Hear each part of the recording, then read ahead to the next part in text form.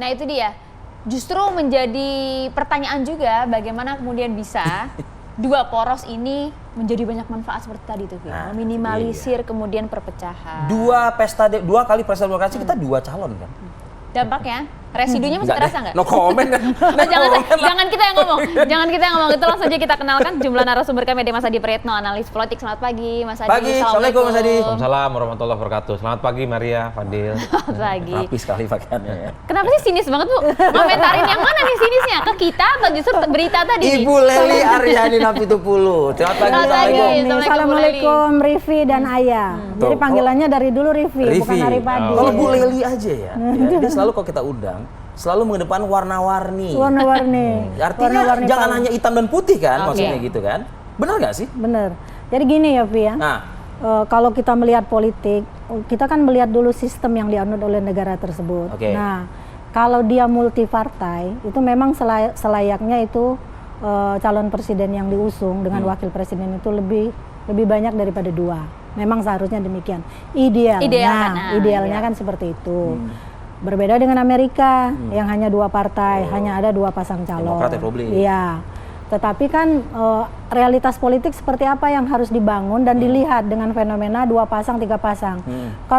Kalau secara matematika berdasarkan jumlah apa yang ada di DPR gitu, keterwakilan di DPR, kayaknya kita bisa 5 pasang calon sebenarnya, gitu kan sebenarnya. Tapi apakah itu ideal? Tapi apakah itu ideal? Kita kan berbicara tentang dasain dan dasolen, antara idealitas sama kenyataan itu seperti apa.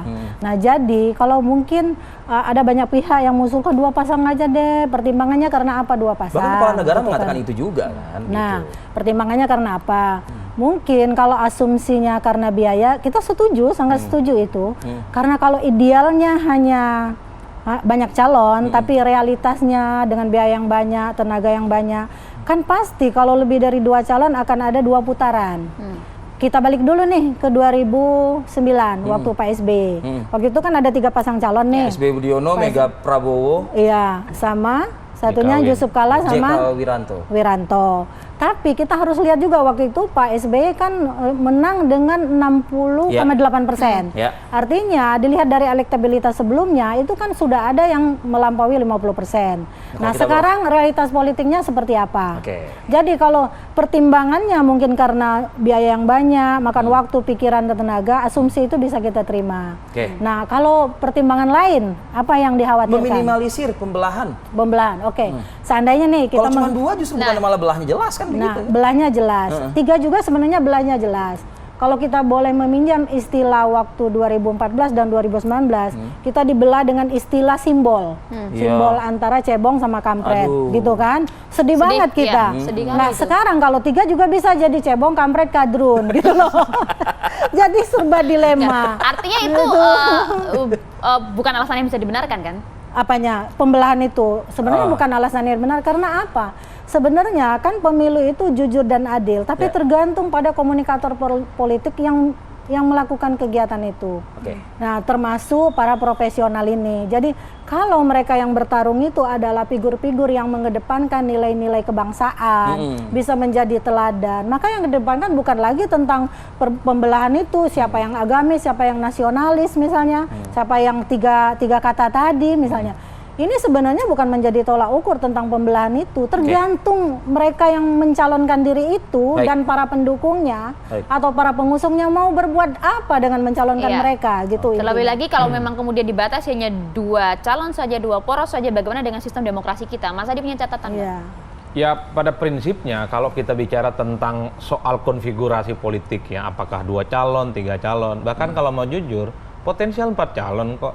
5. Jadi Golkar aja tadi kalau lihat dari tapi PDIP dengan P3 sudah menyatu. Nah, yang saya sebut 4 calon itu kalau Golkar dan PAN maju, ini sudah menggenapi ambang batas presiden 20%. Cukup itu 20. Sangat maju cukup. Sendiri. Tapi kan tingkat probability bisa jadi poros baru ini kan sangat kecil, di bawah 15% lah. Makanya kemudian Pak Erlangga akan datang ke mana-mana safari politik tentu untuk mengamankan tiket pencapresan. Tapi overall bagi saya soal siapa peta kandidasi di 2024 ini persoalan elit, bukan lagi persoalan rakyat. Rakyat sudah selesai suaranya bahwa yang layak untuk diusung adalah 1 misalnya Pak Anies Baswedan, Prabowo Subianto, kemudian Ganjar Pranowo, itu kan suara-suara publik selama ini yang kemudian resultante politiknya ditangkap oleh partai. Itu artinya apa? Partai dalam mengusung capres tidak mungkin tidak mendengarkan suara rakyat. Pertanyaannya adalah apakah ketiga nama ini bisa dipastikan akan mendapatkan tiket pencapresan? Ranahnya saat ini ada di elit. Itu pertanyaan mendasarnya, apakah elit ini berani menyandingkan nama-nama yang sudah masuk dalam radar pencapresan 3 orang sampai bisa mendaftarkan ke KPU di bulan Oktober. Sekarang misalnya harus fokus masing-masing. Kalau PDP jelas dia punya boarding pass ya untuk take off memajukan Ganjar Pranowo. Prabowo Subianto kemarin sudah dideklarasikan sebagai kandidat capres oleh PKB meski dukungan politiknya jauh-jauh hari, tapi baru kemarin. Kemudian perubahan, sudah jelas iman politik mereka katanya tidak akan goyang oleh godaan-godaan apapun. Jadi kuncinya apakah ini 2 poros, 3 poros, dan semacamnya, kuncinya di elit, bukan pada yang lainnya. Problemnya adalah apakah elit ini tetap istiqomah dengan poros-poros politik yang ada. Karena di end of the day-nya, Mas Fadil dan Maria, kita tidak pernah tahu bagaimana pembicaraan di atas itu. Karena saking begitu cairnya politik kita. Siapa yang bisa membayangkan antara Prabowo dan Ganjar ini tidak bisa disatukan? Ini satu kolam koalisi politik, 6 partai pendukungnya Anda Jokowi. ingin mengatakan bukan hal yang tidak mungkin? Bukan yang tidak mungkin. Yang tidak mungkin dalam politik itu cuma satu. Apa itu? Menghidupkan kembali orang yang sudah meninggal. Udah itu aja. Selebihnya boleh, semuanya mungkin Pak. dalam hal politik. Makanya kita sering mendengar elit politik belakangan selalu bicara bahwa politik itu adalah kekeluargaan, politik itu penuh riang gembira. Saya maknanya satu itu. Politik itu kalah menang belakangan, siapapun yang kalah boleh jadi menteri. Itu kan passwordnya. Ya, jadi itu untuk password. apa ada huru hara politik? Makanya saya bilang soal konfigurasi ini pertarungan soal elit. Nah yang kedua, yang paling penting adalah secara esensial pemilu demokrasi itu adalah kompetisi. Pemilu itu bukan majlis taklim, di mana ada kontes monolog, di mana di situ tidak ada kegaduhan, tidak ada keriuhan. Pemilu itu kompetisi. Bagaimana memenangkan pertarungan? Sudah pasti ada. Dan pasti secara alamiah. Jadi pemilu itu adalah tempat menyaring di mana ada pro dan kontra, ada pertengkaran dan perkelahian gagasan, ada dukung-mendukung dengan kalimat-kalimat pejoratif, kadrun, kadal gurun, kodok gurun, macam-macam. Itu adalah kalimat-kalimat pejoratif yang satu sisi tujuannya adalah untuk menyerang orang lain sambil memuji-muji setinggi langit jagoan kita, kan itu. Itu adalah variabel penting dalam pemilu. Jadi menghilangkan polarisasi, menghilangkan persaingan dalam politik. Sampai lebaran kuda sekalipun kok rasa-rasanya nggak mungkin, Pak Adil. Artinya pembatasan 2 poros ini pun juga tidak mungkin kan ya? Bebas, ini tergantung elit. Kalau di poros perubahan tentu tergantung AHY, tergantung Syahihu, dan tentu tergantung Pak Surya Paloh. Kuat nggak iman politiknya dengan godaan kanan kiri yang belakangan mulai begitu dinamis. Begitupun dengan Prabowo Subianto dengan Caimin. Kuat nggak nih godaan politiknya dengan poros besar? Ingat loh, poros besar itu asumsinya koalisi yang berisi 6 partai politik pendukung Jokowi, bukan yang lain. Jadi yang selalu mengatakan poros besar itu jangan dibayangkan ini akan terjadi head to head antara Ganjar dan Prabowo. Tidak, itu bukan poros besar, itu poros kecil. Karena ada porosnya PDIP, ada porosnya Gerindra. Jadi poros besar ini sebenarnya orkestrasi politiknya menyatukan kekuatan politik pendukung Jokowi. Iya, jadi sebenarnya begini ya. Tadi pertama kan kita sudah bantah nih, kalau soal pembelahan publik, 3 pun akan terjadi. Tadi kan kalau hanya dulu ada cebong dan kampret, sekarang cebong kampret kadrun misalnya. Itu misalnya ya. Nah yang kita asumsikan kalau 2 itu memang terkait dengan penyelenggaraannya itu sendiri. Pemilu itu kan harus efektif dan efisien. Jujur dan adil. Kalau seandainya para elit sudah mengasumsikan politik itu hanya sekedar perebutan kekuasaan, meskipun nggak salah-salah juga, karena sebenarnya partai politik itu dibentuk adalah untuk merebut dan mempertahankan kekuasaan. Jadi asumsi para politisi, para profesional yang ada di dalamnya tentu kepada itu ya. Nah, yang kita pikirkan dari apa yang realitas politik yang ada, hasil survei yang ada gitu, ketiga-tiganya tuh nggak ada yang potensial menang langsung kan gitu. Artinya akan ada 3. Nggak bisa juga memaksakan ada hanya 2 berarti kan? Nggak bisa juga memaksakan ada 2. Tapi asumsinya yang harus digeser nih loh, Pi. Kalau seandainya memang 3 begini asumsinya.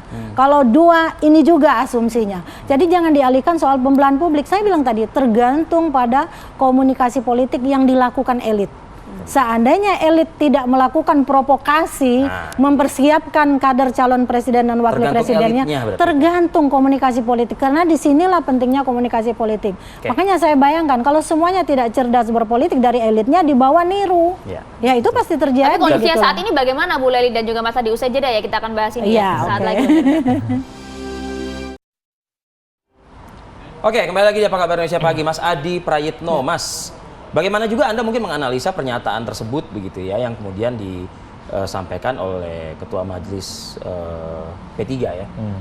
Artinya begini, kalau misalnya memang benar kepala negara kita menyebut ya, idealnya sih memang 2 poros. Tapi tentu kan ada loh masyarakat kita, ya saya tidak tahu juga gitu, tapi ada loh yang istilahnya tuh gini, kita pengen baru lah gitu, atau jangan Wajah lu baru. lagi apa istilahnya? Wajah baru ya. Nah, wajah baru 4L. 4L. Lu lagi, lagi. Lagi gitu misalnya gitu. Nah, ruang seperti ini kan seharusnya kan juga diserap ya. Oleh penyelenggara negara ini begitu loh maksudnya. Nah, ini Anda menganalisa seperti apa nih? Kalau kita membaca suasana politik secara umum, ada kecenderungan masyarakat itu menganggap bahwa pesta demokrasi kita itu harus dinikmati dengan begitu banyak calon yang dimunculkan. Itu suara dari bawah ya. Tapi sekali lagi Mas Fadil dan Maria, satu hal bahwa soal apakah ada 2, 3, 4 poros, ini ketua umum partai kok kuncinya, bukan yang lain. Ini yang saya kira sedang diuji betul untuk Oktober, apakah akan ada 2 atau 3 paslon yang akan nantinya bersanding dan saling berhadap-hadapan. Partai politik dalam beberapa diskusi yang sering saya ikuti, ketemu dengan mereka, selalu mengatakan bahwa mereka punya independensi, mereka punya kemerdekaan, dan Mereka ini dalam artian grassroots. bukan, mereka itu adalah ketua umum partai. Mereka itu tidak mau misalnya diintervensi, mereka itu tidak mau disebut di bawah subordinasi kekuatan politik tertentu, tidak bisa disetir oleh kekuatan politik tertentu. Mereka declare di mana-mana. Tinggal kita uji apa betul keberanian mereka itu bikin poros politik sendiri, maju sendiri di 2024. Pengalaman sudah. Atau sejarah lah mungkin. Betul, tinggal diuji apakah ini akan terjadi ataupun tidak. Termasuk misalnya Gerindra. Kalau memang realitas politiknya harus pisah jalan dengan Jokowi, harus berhadapan-hadapan dengan Ganjar Pranowo, kenapa tidak? Ini adalah jalan demokrasi yang mereka akan pilih. Baru kemarin kita diskusi dengan sejumlah elit Gerindra itu. Itu artinya apa? Ada keberanian dan satu sinyalmen politik bahwa mereka itu ingin bentuk poros politik sendiri. Karena Gerindra setelah Ganjar Pranowo diumumkan sebagai kandidat capres, selalu dipertanyakan bagaimana nasib Pak Prabowo Subianto, bahkan dikaitkan sebagai orang yang potensial dijadikan nomor 2, dan itu dianggap mendowngrade Prabowo Subianto tentu saja. Karenanya satu-satunya parameter yang bisa kita gunakan adalah sejauh mana pernyataan ketua umum partai, elit partai yang mengatakan bahwa mereka punya independensi dan kemerdekaan, tentu di bulan Oktober. Karenanya di awal saya sudah ngomong, ini sangat tergantung bagaimana iman politik ketua-ketua umum partai yang saat ini poros politiknya sudah mulai kelihatan. Nah, kalau yang Anda baca Mas Adi, seberapa kuat iman politik dari Cak Imin dan juga Pak Prabowo ini? Kalau melihat kecenderungan saat ini kuat ya, tapi kan tidak pernah kita bayangkan kalau ke depan mungkin ada operasi, mungkin ada tsunami politik yang kemudian membuat bagaimana ya iman politik partai-partai politik ini meleleh ataupun tidak, kan begitu Mas. Nah, yang saya sebut tsunami ataupun operasi politik itu adalah tawaran-tawaran kekuasaan yang jauh lebih menggiurkan. Ini tentu yang kemudian membuat partai politik itu melihat bagaimana pemilu itu soal untung dan rugi kok. Partai politik nggak mungkin akan membentuk satu kongsi bergabung dengan kekuatan politik kalau dia reasonability-nya itu kalah. Karenanya kalau tawaran-tawaran politiknya lebih menjanjikan, ya mending kompetisi pemilu ya seperti hore-hore, sharing power bagi merata, selesai. Jadi pemilu itu hanya sebatas formalitas 5 tahunan untuk menggugurkan kewajiban undang-undang dasar. Udah selebihnya tak ada. Ya jadi ujungnya gitu juga, ya kan? Capres, cawapres, kalau nggak Menko, kalau nggak Menteri, kalau nggak Dubes. Kan begitu. Karena dalam sistem presidensialisme, itu patron yang udah kita lihat kan. Karena memang dalam sistem presidensialisme multipartai, bukan hanya multipartai di Indonesia, tapi multipartai ekstrim. Jadi the winner takes all itu tidak mungkin, Mas Fadil. Jadi ada kecenderungan kekuatan politik dominan ingin merangkul kubu-kubu yang lain sekalipun dia berhadapan-hadapan. Ini yang menurut Ben Anderson itu adalah khas politik orang Jawa, yaitu tentang kekuasaan politik yang satu. Karena kalau kekuasaan politik dibagi-bagi itu menjadi satu ancaman instabilitas politik. Makanya konsep politiknya ada bersatu, saling merangkul, dan tidak boleh ada orang yang kemudian dianggap menjadi antitesa dari keluar kekuasaan. Ya, mungkin fenomena itu udah lewat ya ketika Orde Baru jatuh gitu kan. Orkestra politik demokrasi kepemiluan ini kan itu memang musiknya macam-macam nih. Ada koplo, ada dangdut gitu kan. Ada apalagi Rivi ini tahu banget nih soal-soal musik gitu kan. Jadi orang-orang yang bermain di dalamnya itu Pi memang mengkomunikasikan satu pesan sebenarnya. Bagaimana mengatur tingkah laku orang yang berada di bawah kondisi pertentangan. Politisi di berbagai partai politik dalam kondisi pertentangan saat ini. Kita boleh membaca, pasti kita bisa membacanya bahwa mereka itu masih meragukan siapa yang akan muncul yang menjadi calon wakil presiden. Konsep 4L, lu lagi, itu kan apa boleh bulat daripada gepeng istilahnya Pi. Itulah warna pikiran masyarakat yang tercermin dari lembaga survei. Jadi lembaga survei memunculkan, coba kalau yang dimunculkan Rivi, Adi Prayitno misalnya, kan itu adalah wajah baru. Tapi apakah mungkin gitu loh? Mereka yang populer saja belum tentu, karena itu popularitas tidak selalu berjalan lurus dengan elektabilitas. Elektabilitas yang dilihat dari sana. Nah, sekarang yang kita dengungkan ini, kita nggak usah ngomong soal siapa yang ngomong ya, tentang apakah 2 pasang atau 3 pasang. Kalau seandainya yang dikedepankan adalah soal perpecahan, kita sudah menjawab tadi. Semua akan terjadi perpecahan itu. Tapi yang kita ragukan adalah karena mereka semuanya nih, kalaupun 5 pasang calon, itu elektabilitasnya berapa? Itu yang kita pertanyakan. Artinya akan pasti ada 2 putaran. Lah kalau 2 putaran itu, kalau mereka meragukan soal perpecahan akan berlanjut. Ya, tapi ruang demokrasi kan ruang demokrasi terbatasi, gitu kan? Nah, kita ingin memunculkan wajah baru. Tiba-tiba ada kuda hitam yang muncul. Nah, kuda hitam itu siapa? Siapkah dia di tengah pertentangan para elit yang ingin menggolkan sekian banyak orang? Siapa yang menang? Di saat relasinya masih patron klien seperti ini. Ada si patron, ada si klien. Kalau yang si patron punya segalanya, si klien ini unsur misalnya dia bagaimana ketaatannya lepas relasinya. Nah itu mereka takut nampaknya gitu loh Pi. Tapi kan kalau ini kan suara rakyat idealnya seperti itu, tapi elitnya ini loh kan elitnya kan tergantung pada elit tadi saya bilang. Oke, ini kita bisa 4 pasang loh, kita majukan dulu dengan keberanian seperti apa misalnya. Tapi 2 pasang juga, asumsinya apa? Jadi bukan karena semata-mata demi kekuasaan yang Mas Adi bilang, tapi ya itu partai politik. Partai politik kan carinya kekuasaan. Juga 2 pasang itu kemudian berjalan dalam satu putaran. Semuanya juga tidak mungkin, tapi juga mungkin dalam politik. Oke, Bu Leli, Mas Adi, saya ada satu pertanyaan untuk keduanya nih. Apakah mungkin yang disampaikan dalam artian 2 poros ini maksudnya adalah ya all Jokowi's man lah begitu ibaratnya? Ya, bagi saya ada kemungkinan. Ada kemungkinan. Ada 2 kemungkinan. Kemungkinan pertama itu all Jokowi's man. Saya menyebutnya ini semacam friendly match. Jadi yang bertanding itu adalah orang-orangnya Jokowi. Jadi pertandingannya ya sebut saja Ganjar, pertandingan hore-hore, perkawanan dan jadinya seru atau nggak seru? Ya namanya friendly match, kalah menang pun tak ada yang sakit hati dan tidak ada yang kemudian merasa menang. Bulu tangkis kalau misalnya finalnya itu all Indonesian final ya mungkin tidak seseru memang antar negara tidak kan, ada. gitu, rivalitas antar negara. Nah, tapi kemungkinan yang kedua itu adalah ini akan terjadi head to head antara kubu pemerintah dengan kubu oposisi dan poros perubahan. Itu menurut Anda? Itu kemungkinan kedua. Kemungkinan pertama yang tadi saya sebut sebagai friendly match. Kemungkinan yang kedua adalah big match. Nah, big match. Nah, big match ini akan terjadi head to head bahwa poros politik kubu Jokowi bersatu melawan kubu poros perubahan. Itu yang kemungkinan yang pembelahan dong berarti. Kebersatuan dari kubu ya, Jokowi memang 1 dan 2 sudah terbelah. Jadi kalau nggak mau terbelah menjadi jangan 1 dan 2 kosong aja, Pak. Bu Leli? Iya, jadi kemungkinan besar mungkin saja Prabowo didaulat untuk mendampingi Ganjar. Itu kemungkinan yang sebenarnya meskipun kedua. Dari segi posisi itu yang dari segi posisi kan mereka sama-sama punya elektabilitas. Nah, positioning ini sepertinya enggan karena dia kan didaulat partainya kan menjadi calon presiden. Dan karena beliau sendiri kan partainya lagi bagus-bagus. Tapi pertanyaan orang pun juga nggak mungkin mengalah. Pertanyaan orang, Pak Prabowo jadi calon presiden, jadi menteri juga mau, kan seperti itu kan. Jadi coba jawab itu kan pertanyaannya kan. Nah, jadi mungkin demi kepentingan bangsa alasannya semuanya kan kayak gitu sih. Saya takut lo ngomong begitu. Ini ngomong demi kepentingan bangsa misalnya gitu. Jadi demi kepentingan bangsa, tapi kan dua posisi unik ya. Hadap-hadapan juga ya Pi ya. Ya, tapi apa boleh bulat lagi gitu Pi. Nah, karena itu yang terjadi, itulah hasil keputusan elit. Sekarang elit nih kita ingin lihat di mana kecerdasan politiknya, di mana kenegarawan politiknya, itu yang ingin kita lihat. Itu nampak nanti dalam Oktober. Terima kasih Bu Leli, terima kasih sama-sama. Mas Adi. Kita ngobrol-ngobrol seru pagi ini ya kan. Mau 2, Meskipun mau juga 3, kita- mau 4 juga bisa. Kan bisa cenayang aja bisanya. Kita Tergantung bantu elit, tergantung elit. Independensi elit Iya. itu yang kita jaga. Pemilu Iya. mau dibikin serius atau dibikin hore-hore, tergantung elit. Bahasanya ngeri banget dibikin hore-hore. Iya. Ya hore-hore itu kan kesannya kan kayaknya gimana ya. Yang Main-main penting pokoknya aja. aspirasi masyarakatnya tetap yang diutamakan. Itu yang lah. terpenting sih. Terima kasih Terima banyak kasih. Mas Adi. Sama-sama. Boleh, terima kasih banyak. Mas Rifki.